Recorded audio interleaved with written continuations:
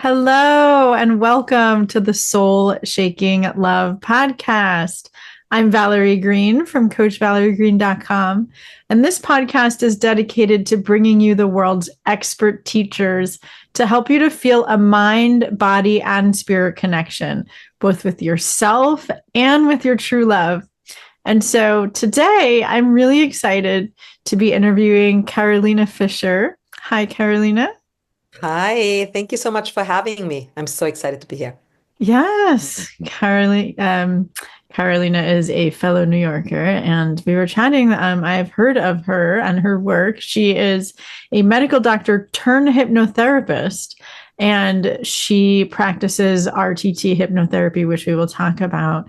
And she has really breakthrough results with people doing inner child healing work. And so I wanted to bring her on here because there's so many different modalities of inner child healing work. And of course, you know, if you've been following my podcast, that I've talked about different ways to heal the inner child and what the inner child is and why that's important in romantic relationships. Because when we're in a romantic relationship, we tend to get triggered and then we regress and our inner child comes up. And it's good to know how to work through and heal the inner child so that we can be vulnerable in our relationships rather than reactive and really have conflict bring us closer. And so, of course, I'm here to talk about Carolina's way that she works with the inner child. And then we will leave with ways that you can both, if you resonate with her method, for you to reach out and work directly with her, or concrete tips that you can use on your own when you get triggered, especially, you know, it's the holiday season now, but we're going to release this shortly after in the new year. But of course, if we visit family or if we get triggered, there's always an opportunity. So I think this podcast will, you know, I'll probably listen to it again. So without further ado, I would just love to ask you, first of all, what is your journey to, you know, because I know that you did work with people in a more medical setting, and how did you realize that more of the emotional setting was your gift and what could have the biggest transformation with people? It was very personal. I really always felt I needed some healing on that level. And I needed to be touched on that level also and just really have space to explore my own emotionality, emotional life, right? And psychological life also. And I didn't have that. And there was always so much focus for me looking back now on that. I craved that so much. And then when I went through med school, I just was always interested in alternative methods, right? Now I would almost say alternative methods, but also the part of mind, body, soul connection that you just said, right? That you don't necessarily see and that is not addressed in Western medicine, right? I think Mhm. that might be the best way of putting it. So really also so that spiritual cup is filled because for me there was always a longing, right? Other people might not have that. I always had that. And for me, as I see my work now, is really a big spiritual component because I think this all goes into the spiritual life, right? Because this goes into family dynamics, right? And going back to ancestors and going forward to your future kids, right? Your future grandchildren. So that's where it came organically for me. And practically, it happened after I moved here and after I was really at a point where I didn't want to do what I did at the time anymore. So I trained to be a medical doctor and then I came here to study acting. And I did that. And then I, worked on some smaller project as an actress and waited tables. And then I taught, and it just didn't feel and fulfill me, you know, uh, that I was like, I want to do something else. And that's when I was like, you know what?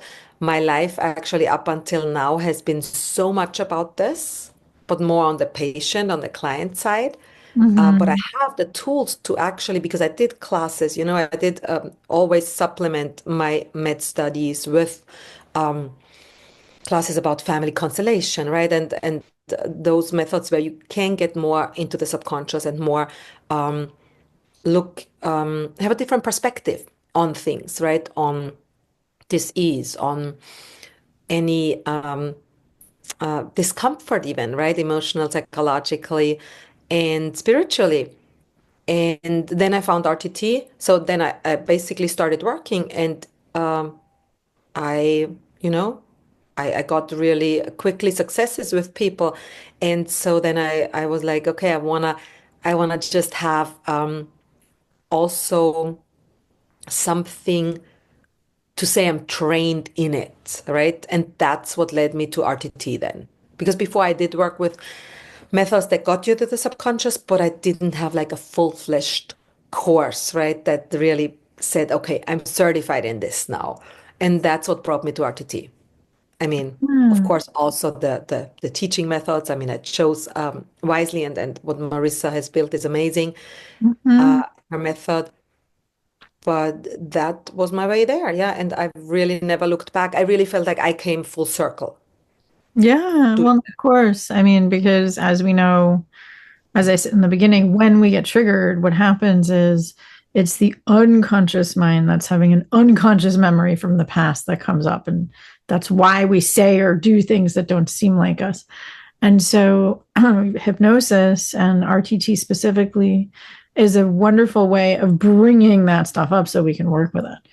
And so, for those of my listeners and watchers that don't know about RTT, why don't you tell them a little bit about it and how it. it is that you access clients' subconscious, and then how it is that you work with the trigger or the inner child from there? hmm So RTT it stands for Rapid Transformational Therapy. And again, Marissa Peer, created this method, and she really created it with the fact in mind that often traditional or conventional therapy says, if you had a really rough childhood, then basically you can expect to be in therapy for the rest of your life, right?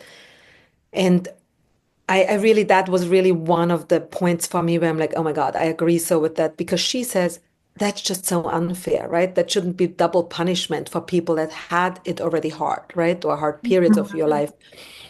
And so she said, no, it doesn't matter how deep something is, it doesn't matter how bad something is, you can transform it quickly, right? You can transform it in one session. I mean, the sessions are 3 hours long, right? But there's really a transformation guaranteed.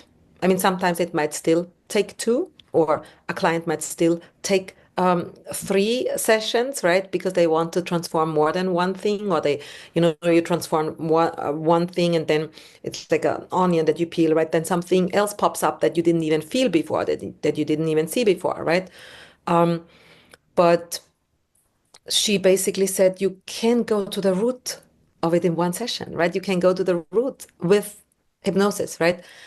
And with hypnosis, we go to that deepest inner awareness of us, right? That I like to say it's the intelligence of the body.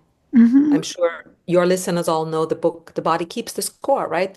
So Dr. Van der Kolk, sorry, said, right, I mean, the body really remembers everything we ever experienced. That's why the healing goes through the body, right? Because our mind, we can tell ourselves, actually, I wanted to say, narratives that fit, right? And that make sense. Oh, that's like this. We can rationalize things and trauma, right? And we do for a long time often because it's helping us cope, it's helping us survive. But at one point, it's hindering us from thriving. And Right. so that's when you want to go there, right? And really uncover that and reframe that. Because I really like the phrase, as long as you don't see your subconscious habits, patterns, you will just let it run your life and you'll call it fate Right, or exactly. karma or whatever. That Carl Jung quote, right? It's very, Exactly. Carl Jung said that. Yeah, yeah. I was about to quote now. But it's really like I always say you have the power. Like you are the only one that is in your body, right? So you are the only one that decides how you feel, and you can control everything, right? Everything that you are aware of. Yeah, But we don't everything you're always aware feel of like it. we have control Exactly. over everything, right? Yeah. Because some things are in the subconscious and that we don't feel like we have control over, but we still control it through the subconscious patterns that we have installed at one point or that we have given permission to be installed at one point, right? Yeah, yeah, So exactly. it's And all on us. exactly. And, I think it's important to bring in some examples and then maybe we can even go back and forth with what, how it what we mean, because I've studied neurolinguistic programming, which is similar to hypnosis. It Hmm. Ericksonian language patterns, and it's not Marissa Peer's method, but I've studied with Melissa Tears and many other teachers. It's just funny that they sound similar, but Yeah. so I agree. It's you don't have to spend. I mean, of course, some people do have to spend years in therapy, depending on what the issue is. But with the issues that people see us for, like when I have clients, for example, where let's say every time you think that your partner is not, like, let's say I work a lot with people with anxious attachment. Hmm. And so they have whatever unconscious memories of being abandoned from when they were little, usually, either not just necessarily physically abandoned, but emotionally abandoned. Like maybe their parents worked full time and they were busy, right? It's not Yeah. necessarily malicious. But so then in a relationship now, when they feel like their partner's not spending enough time with them, their go to is to get really angry. Hmm. Say like that's the example we're working with, because that's very common with the clients Yeah. that you see.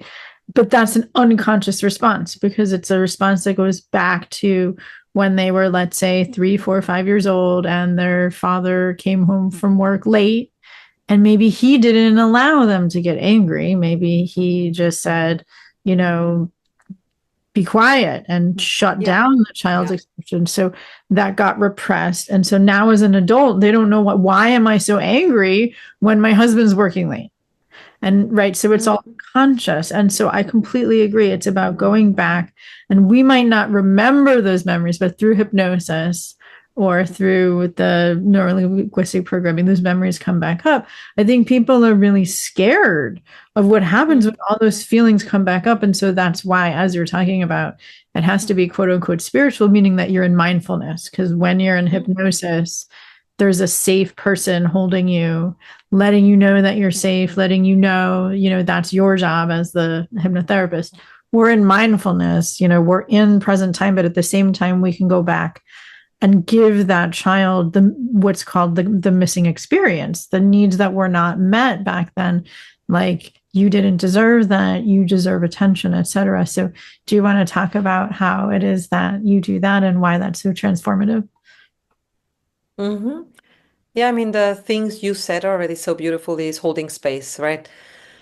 Like it's really this, yeah, I'm gonna hold space for you because I do this professionally, right? I've held space so many times. You can trust that I will hold space for whatever comes up, right?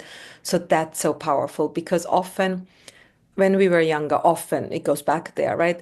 The people around us couldn't hold space, right? Like you said, might have been like emotionally not there, but what it equates to is always holding space. Can you hold space for my emotions, right? Because we're getting to know our emotions, especially in childhood, right? And then we are learning how to deal with them by our people around, right? That's how we see how do they react to our emotions. And like you said, if somebody says, "Oh, you can't be angry," right? Then obviously we have to hide our anger or suppress it or mask it or, you know, yeah, use one of those mechanisms, right? To not show it again in that way. So, yeah, and going back then really means they go back and you can, that inner child in you can express their anger, since you brought up that feeling, without anyone saying you can't, right? Really, the space is there. You can yell, you can curse, you can cry, you can whatever, right? Like you really express it. And that alone transforms everything already because that inner child that was unhealed is still in you, right? So if that is healed by being able to fully express it without being cut down, cut short, being made wrong, that is already the experience, right? And then, of course, by that, they also experience, oh, they are being cared for. Like you said, they're getting the experience also they needed. I think it's really this expressing, being able to express that bothered me, that hurt me. Mhm. That, because often behind anger, there's really like this really hurt me that you did that, right? I got angry, but there's actually a lot of pain too, right?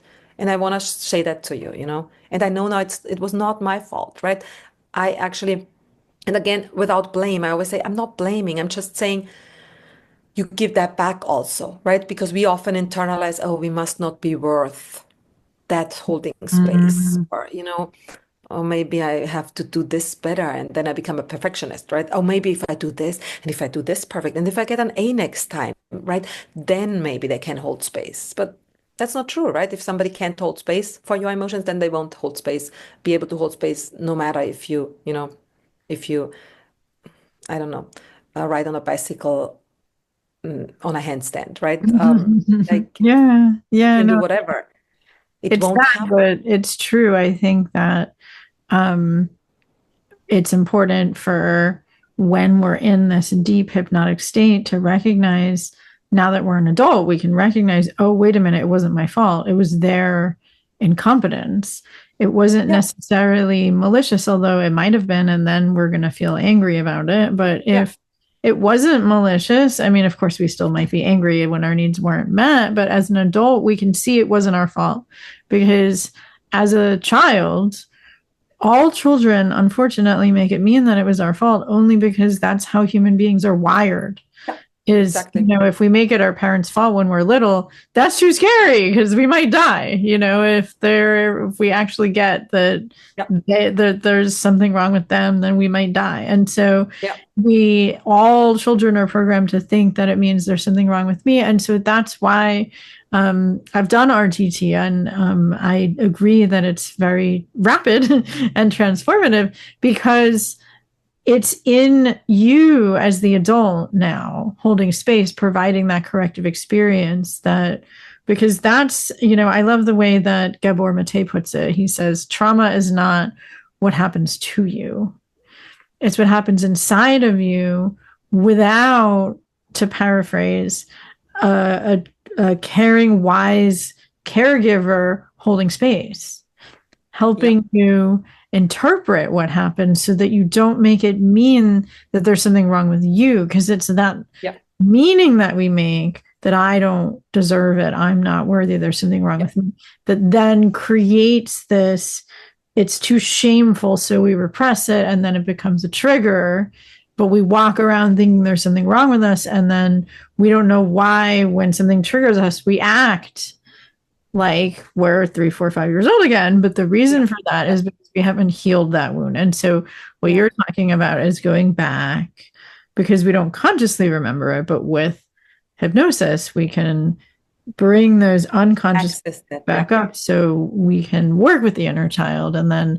express and release the emotional charge, and then actually have the support of you take in that it wasn't their fault, that they yeah. should have somebody back then that was as caring as you holding space back then, but they didn't. It wasn't necessarily their parents' fault either, right? If it's ancestral. Exactly. And even when you say fault now, I know I brought that word into it, but when you say it now, I realize I should have used the word responsibility, right? It wasn't your responsibility, right? To fight for that emotional space. No, it's actually right. You can only express it if you feel that space, right? And if that space is not provided, then you internalize, right? What you just said. Yeah, but I would just say maybe responsibility, right? That because it's really not about blaming. Right. Because I really also believe that every parent did the best they could, right?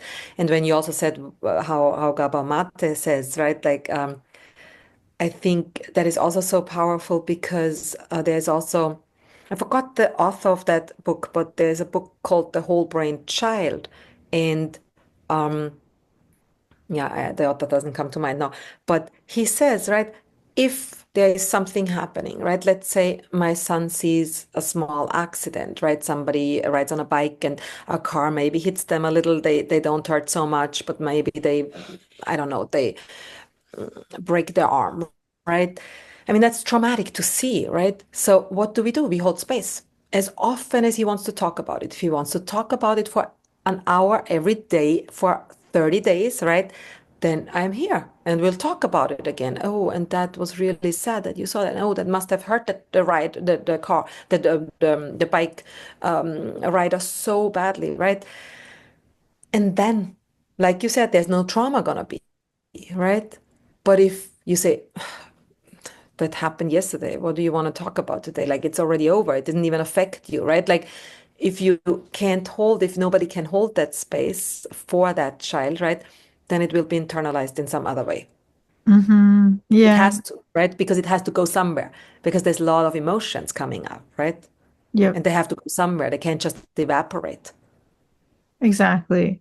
Yeah. And that's why talk therapy does work when it works, is because talking things through with a safe, loving, attuned other adult helps us to work them through. It's just that what you're talking about is the unconscious memories that we don't remember because the body keeps the score. And so, for those traumas where, especially attachment trauma, where we don't usually remember it because attachment is our attachment styles are formed, 0 to 2 usually.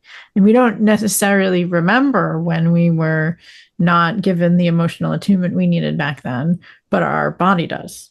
And so if we get triggered and we're not sure why, then these unconscious ways of working with the inner child can be really important. Yeah. And I think also what you just said, right? I also think talk therapy is so amazing, right? And it's important. I don't want to discredit any other form of therapy, but I just think there's a place for every kind of therapy.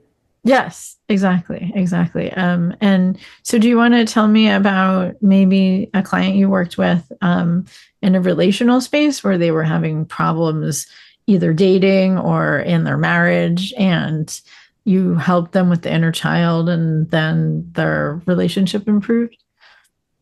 Yeah. Hmm. Did improve. Uh-huh. Yeah, I can talk about one like that too. I just feel like there was one that it improved, but it didn't end up in a relationship together. And I think that was for me more, it was really more helpful or supportive. So I had a client, very high-powered woman, and I say that because, it's very interesting for me that often people that are so smart, right, and so have everything, often find themselves because, like you said, those patterns, right, in places where they're very unhappy actually, and they hold themselves there, right? And so she was in a relationship, and because you bring up the attachment styles, she was definitely more anxious, and the partner was avoidant. And but he was also married, right? And so, but he said, it's kind of on the out of the marriage, right? And with her, I only worked with her, right? I also work with couples, but worked for a very long time because she had achieved so much success in her life. So I think that was also a part where she felt like she could achieve something, right? But you can't Mhm. achieve someone to love you or to want to be with you or Or to achieve a certain or to change them, right? Or to change their attachment styles. So with her, it was more definitely finding out why there is an anxious attachment. But then with her, it was more like, why does she, I mean, why is she still attracted to avoidant, right? Because her anxious attachment style is not healed yet. And so I think there's also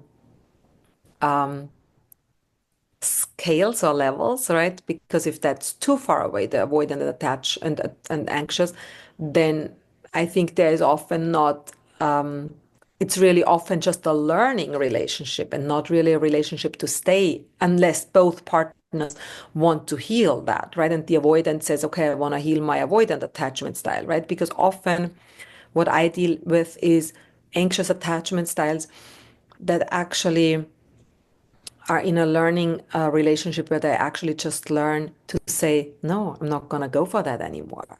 I'm Yeah. angry because I deserve this anger, because I Yeah. want a partner to be here more for me. And that was the gist of that client actually, that, Yeah. you know, there was this point reached where she was like, yeah, why, just seeing a totally different perspective. Like, Hmm. don't want to work for a relationship anymore. It's not like achieving something, it's not like, of course, once you're both in it, then. But I find often that people are, it's so unequal, right? It's not really, like I said, I work with couples where they're both in it and they wanna, and then it's a different, but often it's like this, it's almost something to achieve, yeah, like to get someone, right? Right. I know exactly. I think that's a beautiful example because it sounds like when you helped her to access her early childhood memories, she created a belief that love equals I have to work hard to earn the other person's attention.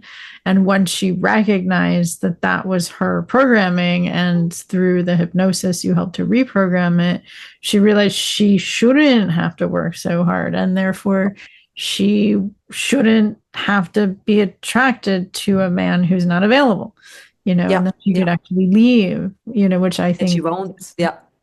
Because sounds. that feeling then, right? You feel differently in your body. And I really like that also that you actually start, you are able to receive the states of feeling in your body that you've never felt before, right? Because I think that's one of those things that you call catch 22, I think, or catch 20, yeah, you call it catch 22 here, Yeah, where you're like, how do you want to feel unconditional love if you have never had it, if you have never had given it? Or how do you want to feel like somebody's holding space if you have never felt that, right?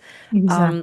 And that's really happening in hypnosis because you're accessing another space where you can feel that and then you can never unfeel it, right? It's like muscle memory. There's also emotional and psychological memory, right? If you once you feel something, you cannot unfeel it and you can always go back to that feeling. Exactly, exactly. And so it sounds like with you holding space for her to recognize that the quality of attention that you were giving her, plus this mystical space that gets created, when you're in mindfulness and Exactly. hypnosis, um, that she recognized that, oh my gosh, like unconditional love is this space holding and I don't have to work for it. I'm giving myself that right now. You can kind of tap Exactly. into this quality. And also by saying, right, it's almost like a negative I mean, when you have a photo, right, like old school photo where you need to go and develop in a negative positive, like I think the real photo was called positive then, right? Where it's black and white, the negative, like you see, so it's like, when you express yourself in that space where you weren't given that space and you express, I longed for that, then Mm-hmm. that space can actually start to be there, right? I longed for unconditional love. I wish I would have gotten that from you. I know you couldn't give it to me, right? But I wish I had gotten that from you. The space is opening up because I'm Yeah. defining what I wish I would have felt, right? What I wanted to feel. Once I define what I wanted to feel, I can feel it, Mm-hmm. right? Yeah, in So that by loving, that expressing, full mindfulness, healing container, that because I think it is hard for clients to access that on their own, but of course we can, right? There's many inner child meditations that people have. Like I have a recording of an inner child meditation mhm. um, in on YouTube. If anybody wants the link, let me know. I can post it underneath this link. But of course, I want to post your link underneath this video. But I know that like with mindfulness as an adult, like when we're children, children don't have the ability to hold space for themselves because their brains aren't developed yet. That's why children need emotional caretaking and attunement and soothing from an adult in order to learn self-soothing, right? So that when we're an adult, then we naturally can give that to ourselves. But if we didn't get that from an adult when we were children, then we don't know how to give it to ourselves. But that's what practitioners like you, like me, do when we hold space. Is there's that magical clearing that gets created where all of a sudden that unconditional love is there because there's these two adults that are holding that loving, compassionate space. And then all of a sudden, it sounds like that woman could get really sad when she recognized that she was longing for her father's attention when she was little. And that sadness could be expressed with the unconditional love that you were holding, and then that her adult self is holding, such that she could recognize, like, wait a minute, this is what space holding feels like when I'm sad, and this is what I deserve. And it's sort of like completes this cycle. Yeah. And the sadness, right? The sadness can be held, but also the longing, right? Because usually sadness is combined with longing, right? Because we are sad because we didn't get something. So what did we want to get? I wish you would have done this, right? But instead you did this, you know? So then basically that inner child can go there too. And I think that is an important step, can really say, I wish you would have done that, because that opens that space. So how does that feel to me, right? I think the whole space holding from outside too, but I think it's even more powerful because you can feel it from the inside. How would that, right? How would that have felt if I got it when I was 5 years old, right? Because they can feel it. Like you can feel it in your body once you say, hey, this is what I wanted to feel, because I think we know exactly what we want, but we can't give it to us, right? To ourselves. Right. And we often not when we're express it, little. right? Yeah, especially not when we're pre-verbal, right? Yeah. No, exactly. And that's the beauty of accessing these memories now with the right tools, is that then we can receive it from our adult self, because our adult self is capable of being a parent now. Whereas when we were little, we didn't have that skill. Our brains weren't developed yet. And so as a medical person too, it's, connecting all parts of the brain together, because we have different parts of the brain that are then connecting, which, what trauma is that part of the brain getting siphoned off and not having connections to the rest of it, right? And and we can be, and you're right, then we can feel it ourselves, right? But we also can then recognize people that can feel it for us, right? That can be there for that part. But if we have never said, oh, I longed for that. Oh, it makes me sad I didn't get that. That in that space, then I can all of a sudden see, that guy, that avoidant type, there's no way he can ever give that to me, right? So then immediately my energy shifts to, oh, I think this person just, did something to that space for me, right? So there's just, new space that then can be explored. And in that, you can also then grow, right? And that's where then relationships can grow from, right? Where it's like you said, where it's not about the inner younger selves anymore, but it's about the adults that want to then grow to new heights together. Right, exactly. Because then that single woman that you were talking about can then not feel so pulled towards avoidance. And then she can recognize people that know how to actually hold space for her feelings, because she's experienced that before. So now she knows how to recognize it. And similarly, if we're in a relationship, then we're going to be able to express that longing in a vulnerable way. Now that we know that it's there. And if we're with someone who's actually available, then it won't push them away.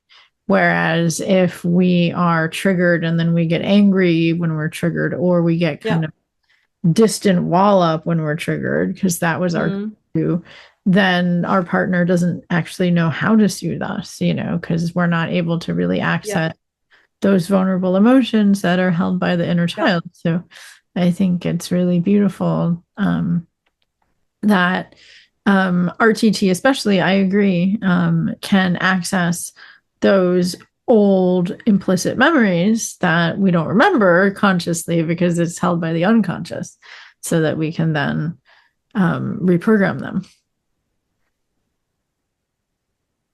Yeah.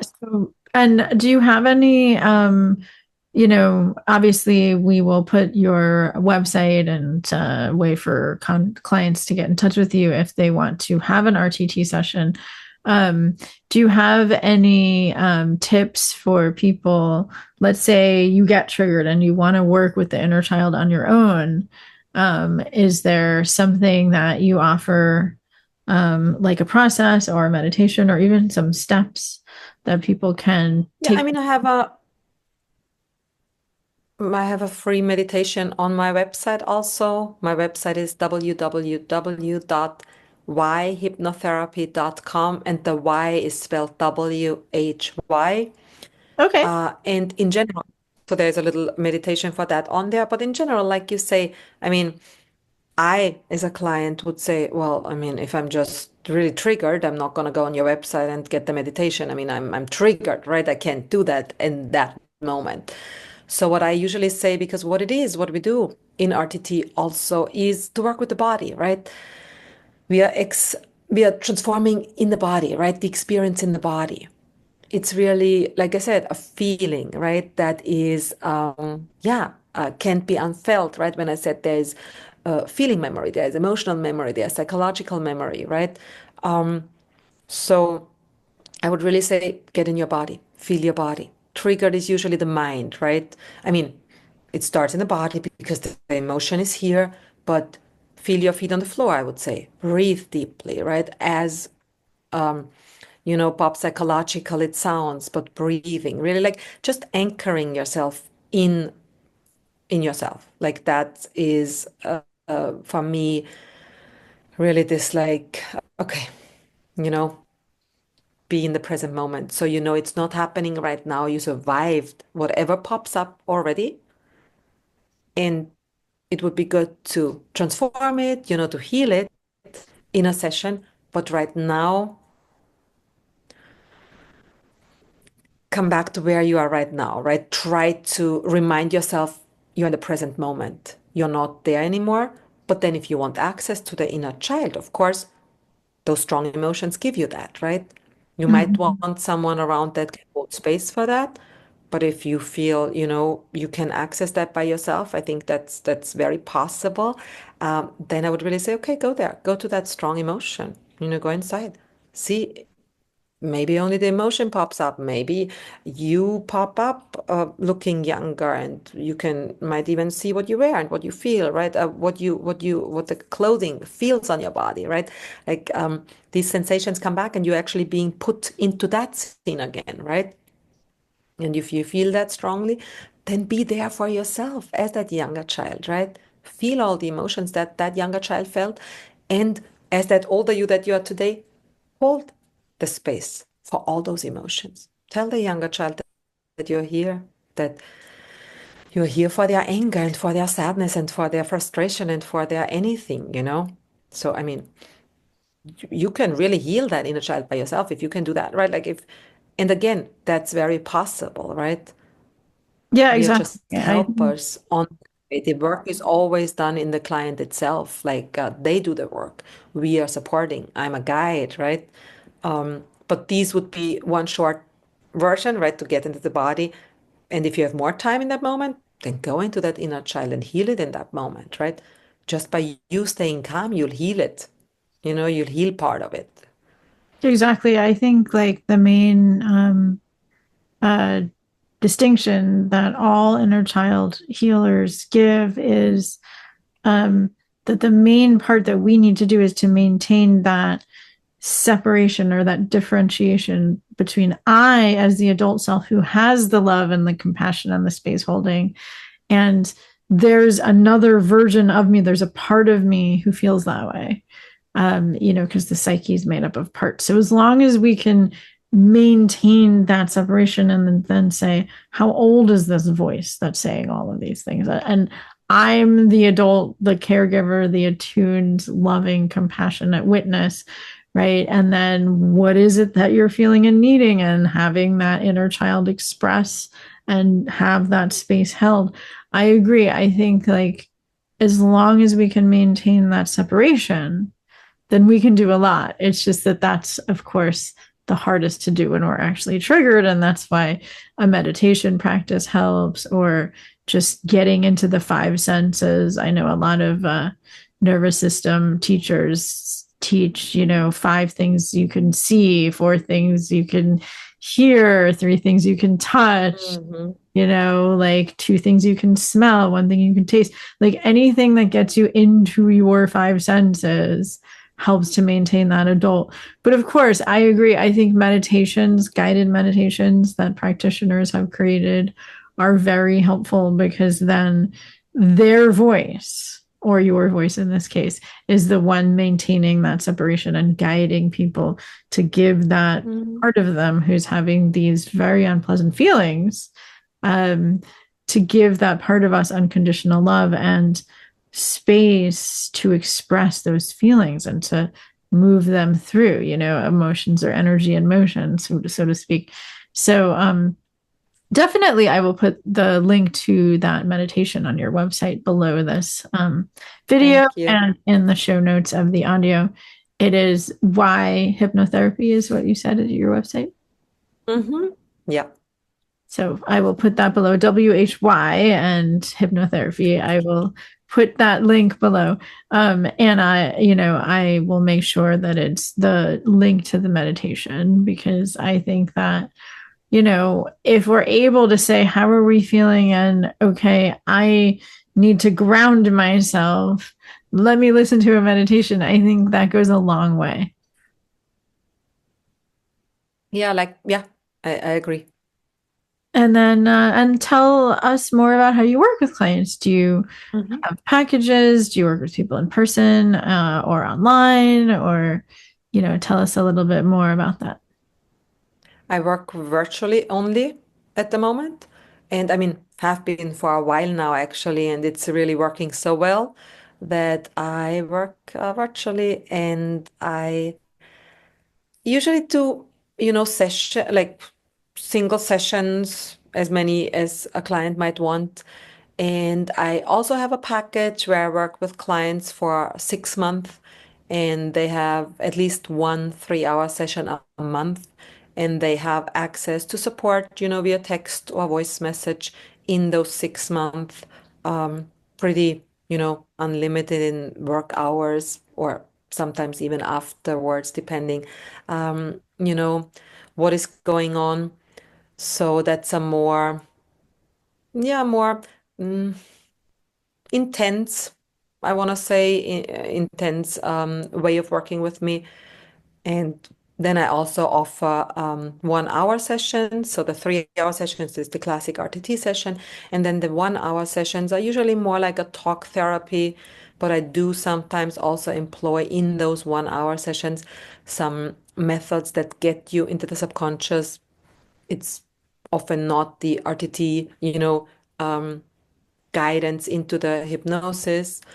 But there are other ways to get connected to the subconscious and see some transformations. Of course, they can't be like in a 3-hour session, but it's also possible in 1-hour sessions. Yeah, well, and I assume that when people reach out to you, you can help them figure out what works best for them. Yeah, I also have free consultations. Yeah. Yeah. So I've really loved getting to know your style, because I think that, going deep and working with these feelings and healing them in collaboration doesn't have to take years. It can happen in 1 or 2 sessions, like you said, and it can happen really rapidly. And it really is about the relationship between you and the client, as well as really helping them differentiate their adult self from their inner child so that they can actually be present and loving to their inner child themselves for the rest of their lives. And that's what healing is about, is that wholeness. So I think that if we can spread that possibility for harmonious inner relationships so that people can have harmonious outer relationships where they're attracted to the people who can really give them the love that they deserve, then the world would be and will be a very loving place. So that is our intention. I agree. Yeah. And for all of you, I hope that this interview will be released in the beginning of 2025. So I hope that you have a year filled with wholeness and healing and harmony in your relationships. And until next time.